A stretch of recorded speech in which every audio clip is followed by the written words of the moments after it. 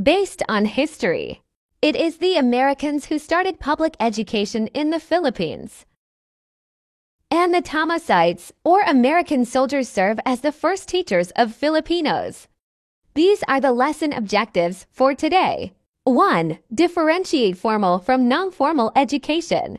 2. Identify the examples of non-formal education. And 3. Appreciate the importance of education as basic human rights.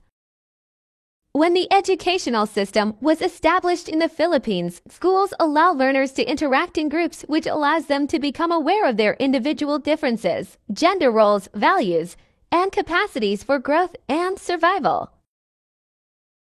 There are two types of education: the formal education and non-formal education. Formal education comprises an institution or school and trained teachers that will facilitate the learning process. Previously, education in the Philippines usually spans 14 years.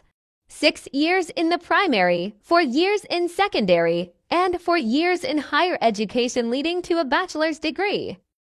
But since the implementation of the K-12 program, the span of the year students spend in secondary had increased to 2 years. So the additional years had made the span of 16 years, plus the early entrance of 5-year-old pupils to start the K-12 program. The foundation policies of K-12 program includes becoming trilingual as a country. Learn English well and connect to the world. Learn Filipino well and connect to your country. Retain your dialect and connect to your heritage. Non-formal education is any organized educational activity outside the established formal system to provide selected types of learning to a segment of the population.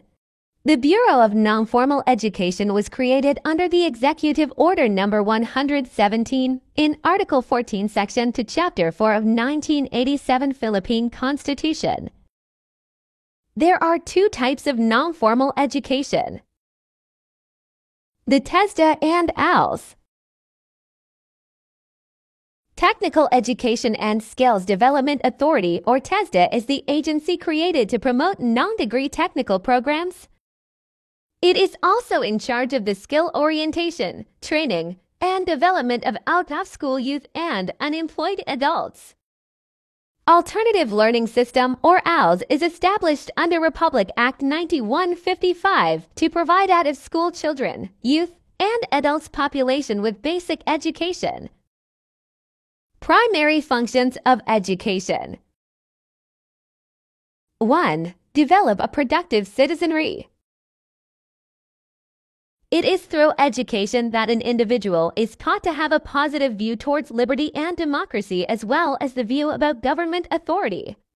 With this, an individual would learn to do the value of doing what is right to be a useful and concerned citizen of this country.